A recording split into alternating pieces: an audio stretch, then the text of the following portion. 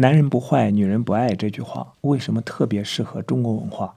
男人不坏的坏，其真实的坏的含义是什么？今天我们继续读《中国文化的深层结构》这本书。今天的读书章节中有以上问题的答案。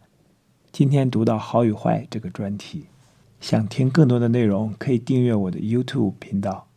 读完这本书之后，我还会就中国文化这个专题去读更多的书，以帮助自己查杀掉头脑中的中国文化病毒，早日跃迁到现代文明状态。让我们开始吧。好与坏，男性在性生理构造方面是冲刺性的，在社会角色方面则往往被指定为主动的地位。然而，中国文化由二人定义一人，在这个二人关系中，又必须压缩自己，处处以对方为重的做好人的设计，与男性的生理构造与社会角色都是背道而驰的。因此，非性化倾向对中国人的摧残，对男性似乎又比女性严重得多。这种效果是如此的严重，我们不妨以太监化一词称之。的确，不要说将自我放进里去进行性爱，不少中国男性即使在面临异性时也会显得局促与不自然，面对心中喜欢的女性则更显得笨拙困窘，甚至僵滞。纵使自己的条件可能并不差，但是自己这个个人之不能树立，表露个体私人化的七情六欲之不合法等因素，仍然会使他对自己估价过低。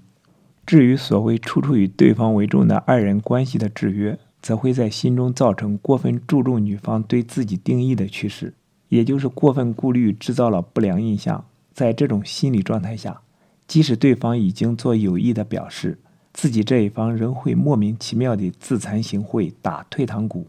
在表面上可能会装出不感兴趣的样子，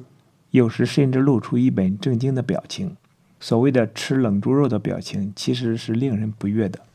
虽然对方不见得欣赏这种表现，然而自己这一方却主观地认为，在对方心目中制造了正经或好人的形象，但在心底深处却总会觉察到，这是一种毫无道理的挫败感，是一种窝囊废的表现，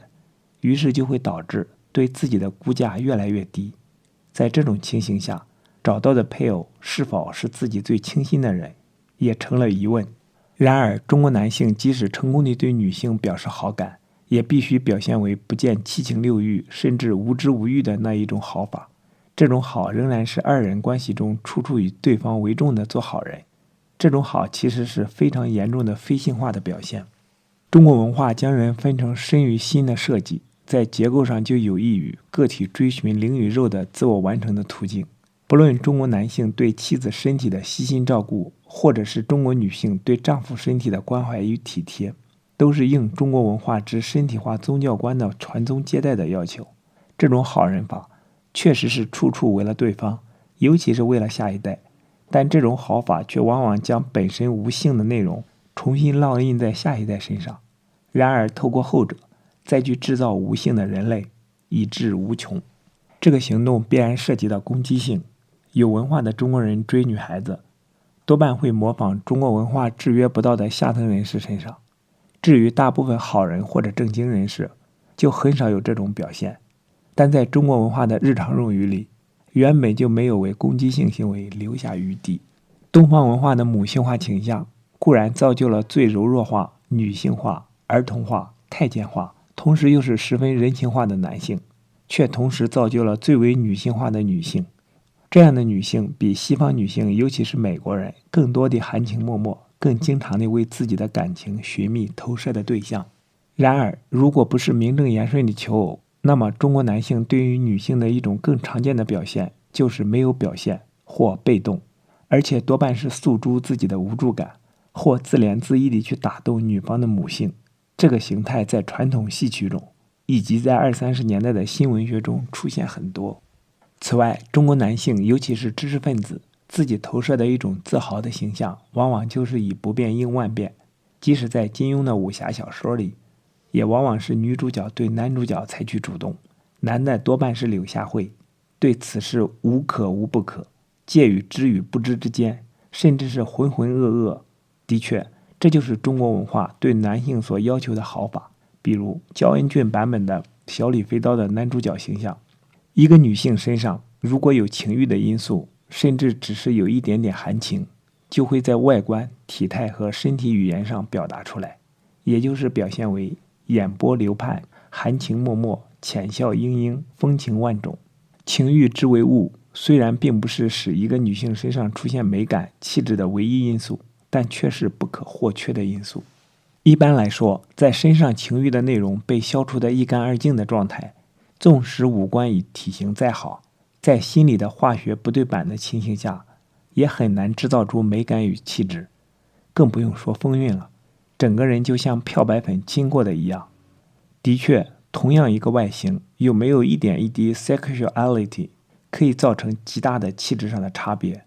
就如同同一块毛巾是干的或者是湿的所造成的差别那么大。在中国文化里，非性化倾向已经甚为严重，如果再以纯粹身体化形态出现的话，就会真正达到情欲完全干涸的状态。的确，中国式的身体化成长就只是长高长大，并不是自我的成长，唯有人情化的因素可提供一点点外铄的成熟因素。如果连这一方面也大为减弱的话，固执在儿童期的状态就甚至在外观上也反映出来。总是这样的人在个体安身立命方面比其他人更有组织力。显然的，美国女性并不以自己的吸引力为耻，相反的，她们往往会因为男性受到了自己的吸引而感到受宠，但并不若惊。这无疑是自我完全能够确立，以及心灵上感觉到在成人之间异性相互吸引是完全正常的事的一个外在行为的表现。至于中国文化下的女性，则倾向于把自己的吸引力当作是不道德的，并且不只认为被自己吸引的人不好，同时认为如果自己做出肯定自身吸引力的反应也会是不好的。于是受到这个中国文化底层源代码设计的大脑就下命令给面部的肌肉做出种种破坏这种吸引力的表情，导致面臭臭。中国式的非性化不是性压抑，是一种由于心灵不成熟而造成的无知无欲的状态，显然纯粹是一种心灵结构中本能地认为的不好。也就是说，纵使观念上可以接受，整个心灵的状态却未能达到正面去肯定性的地步，是一种心灵上被漂白或被消毒的状态，因此也是身上没有一点一滴 sexuality 的状态。中国人的性问题，与其说是一种精神奴役的创伤，毋宁说是深受其害更来得恰当。中国人的心灵结构是整个身被结构的方式的一个反应。中国人一代对一代的教养，都是使其长高长大，但是从来没有去培养他的自我意识或私人意识，于是就很难出现由自我基础出发的七情六欲，而一切情欲之所发，也就必须发而皆终结，也就是被纳入公式渠道化的人伦关系。而这样做的目的，则是为了完成身体化的宗教观与不朽观。